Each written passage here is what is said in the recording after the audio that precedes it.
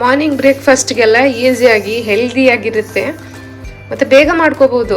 ಯಾವ್ದ್ಯಾವ್ದು ಹಿಟ್ಟಿರುತ್ತೆ ಅದನ್ನೆಲ್ಲ ಯೂಸ್ ಮಾಡಿಕೊಂಡು ನಿಮ್ಗೆ ಆಪ್ಷನಲ್, ಹಿಟ್ಟೆಲ್ಲ ಆಪ್ಷನಲ್ಲು, ನಿಮ್ಗೆ ಎಷ್ಟಿರುತ್ತೆ ಹಿಟ್ಟಿರುತ್ತೆ ಅಷ್ಟು ಹಿಟ್ಟು ಹಾಕ್ಕೊಂಡು ಮಾಡ್ಕೋಬೋದು. ಮಕ್ಕಳಿಗೆಲ್ಲ ಎಲ್ಲ ತರಕಾರಿ ಹಾಕ್ಬಿಟ್ಟು ಸೂಪರ್ ಹೆಲ್ದಿ, ಸೂಪರ್ ಟೇಸ್ಟಿ ತಾಲಿಪಟ್ಟು ಹೇಗೆ ಮಾಡೋದಂತ ನೋಡಿ. ಹಲೋ ಫ್ರೆಂಡ್ಸ್, ಇವತ್ತು ಉತ್ತರ ಕರ್ನಾಟಕ ಸ್ಪೆಷಲ್ ತಾಲಿಪಟ್ಟು ಹೆಂಗೆ ಮಾಡೋದಂತ ಹೇಳ್ಕೊಡ್ತೀವಿ. ಅದಕ್ಕೆ ಬೇಕಾಗಿರೋದು 1 ಕಪ್ ಗೋಧಿ ಹಿಟ್ಟು, 1 ಕಪ್ ಜೋಳದ ಹಿಟ್ಟು, 1 ಕಪ್ ಕಡಲೆ ಹಿಟ್ಟು, 1 ಕಪ್ ರಾಗಿ ಹಿಟ್ಟು, 1 ಕಪ್ ಅಕ್ಕಿ ಹಿಟ್ಟು, 1 ಕಪ್ ಹೆಸರು ಕಾಳು ಹಿಟ್ಟು, ಆಪ್ಷನಲ್ ಹೆಸರು ಕಾಳು ಹಿಟ್ಟು. ಮತ್ತೆ ಇದರಲ್ಲಿ ನಿಮ್ಗೆ ಯಾವ್ದು ಇರುತ್ತಲ್ಲ ಅದ್ರಲ್ಲೇ ಮಾಡ್ಕೊಂಡ್ರೆ ಚೆನ್ನಾಗಾಗತ್ತೆ. ಮತ್ತೆ 1 ಟೇಬಲ್ ಸ್ಪೂನ್ ಜೀರಿಗೆ ಪುಡಿ, ಅರ್ಧ ಟೇಬಲ್ ಸ್ಪೂನ್ ಅರಿಶಿನದ ಪುಡಿ, 1 ಟೇಬಲ್ ಸ್ಪೂನ್ ಓಂ ಕಾಳು ಅಥವಾ ಅಜ್ವೈನ್ ಕಾಳು. ಮತ್ತೆ ಇಲ್ಲಿ ತರಕಾರಿಗಳು, ಯಾರು ಮಕ್ಕಳು ತರಕಾರಿಗಳು ತಿನ್ನಲ್ಲ ಅಂತಿರ್ತಾರಲ್ಲ, ಈ ತರ ತುರಿದ್ಬಿಟ್ಟು ಮಾಡ್ಕೊಟ್ರೆ ಅವ್ರಿಗೆ ಗೊತ್ತಾಗಲ್ಲ ನೀವು ಹಾಕಿ ಮಾಡಿದೀರಾ ಅಂತ, ಚೆನ್ನಾಗಿ ತಿಂತಾರೆ. 2 ಕ್ಯಾರೆಟ್ ನ ತುರ್ಕೊಂಡಿದೀವಿ, 1 ಮೂಲಂಗಿಯನ್ನ, ಒಂದು ಅರ್ಧ ಟೊಮ್ಯಾಟೊ, 2 ರಿಂದ 3 ಈರುಳ್ಳಿ, 1 ಸೌತೆಕಾಯಿ ತುರ್ಕೊಂಡಿದೀವಿ, ಸ್ವಲ್ಪ ಕೊತ್ತಂಬರಿ ಚಿಕ್ಕದಾಗಿ ಕಟ್ ಮಾಡ್ಕೊಂಡಿದೀವಿ, ಸ್ವಲ್ಪ ಕರಿಬೇವು.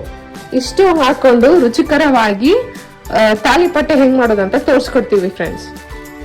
ಎಲ್ಲ ಹಿಟ್ಟು ಒಂದು ಬುಟ್ಟಿಲಿ ಸಾನಿಸ್ಕೊಳ್ಳಿ, ರುಚಿಗೆ ತಕ್ಕಷ್ಟು ಉಪ್ಪು ಹಾಕಿ,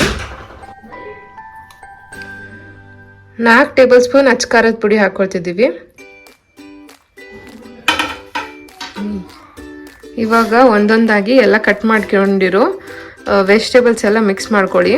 ಮಕ್ಕಳಿಗೆಲ್ಲ ತುಂಬ ಇಷ್ಟ ಆಗುತ್ತೆ ಇದು, ಅಂದರೆ ಗೊತ್ತೇ ಆಗಲ್ಲ ವೆಜಿಟೇಬಲ್ಸ್, ಇಷ್ಟೊಂದು ವೆಜಿಟೇಬಲ್ಸ್ ಹಾಕಿ ಮಾಡಿದ್ದೀವಿ ಅಂತ. ಕೊತ್ತಂಬರಿ, ಕರಿಬೇವು ಎಲ್ಲ ಹಾಕಿ ಇವಾಗ ನೀರು ಆ್ಯಡ್ ಮಾಡಿ ದೋಸೆ ಹಿಟ್ಟು ಥರ ರೆಡಿ ಮಾಡ್ತೀವಿ. ಬಹಳ ತೆಳ್ಳಗಾಗಬಾರ್ದು, ಅದಕ್ಕೆ ನೋಡಿಕೊಂಡು ಸ್ವಲ್ಪ ಸ್ವಲ್ಪ ನೀರು ಹಾಕ್ಕೊಂಡು ಕಳಿಸ್ಕೊತಾ ಇರಿ. ಇದಕ್ಕೆ ಇನ್ನೂ ಒಂದಂದರೆ, ರಾತ್ರಿ ಉಳಿದಿರೋ ಅನ್ನ ಎಲ್ಲ ಇದ್ದರೆ ಅದನ್ನೂ ಹಾಕ್ಕೊಳ್ಳಿ. ಒಂದು ಕಪ್ ಆಗೋಷ್ಟು ಅನ್ನ ಹಾಕ್ಕೊಳ್ಳಿ, ಅದು ಇನ್ನೂ ಟೇಸ್ಟ್ ಚೆನ್ನಾಗಾಗುತ್ತೆ. ಬೇಕಾದ್ರೆ ಟ್ರೈ ಮಾಡಿ ನೋಡಿ. ಇವತ್ತು ನಮ್ಮಲ್ಲಿ ಇರಲಿಲ್ಲ ಅದಕ್ಕೆ ಹಾಕ್ಕೊಂಡಿಲ್ಲ, ಇಲ್ಲಾಂದರೆ ಎವ್ರಿ ಟೈಮ್ ನಾವು ಉಳಿದಿತ್ತಂದರೆ ಹಾಕ್ಕೊಂಡಿರ್ತೀವಿ. ನೋಡಿ, ಈ ಹದಕ್ಕೆ ಮಾಡ್ಕೊಳ್ಳಿ. ತುಂಬ ಏನಾದ್ರು ತೆಳುವಾಗಿಬಿಟ್ರೆ ನಿಮಗೆ ಅದು ಹಾಕೋಕ್ಕಾಗಲ್ಲ, ದೋಸೆ ಥರ ಆಗುತ್ತೆ. ಮತ್ತು ನಾನ್ ಸ್ಟಿಕ್ ಮೇಲೆಲ್ಲ ಹಾಕ್ಕೊಂಡ್ರೆ ಅದು ಚೆನ್ನಾಗಿ ಬರಲ್ಲ. ಇದು ಚಪಾತಿ ಬೇಯಿಸ್ತಿರಲ್ಲ ಆ ತೆವೆಯಲ್ಲಿ ಮಾಡಿಕೊಂಡ್ರೆ ಚೆನ್ನಾಗಿರುತ್ತೆ.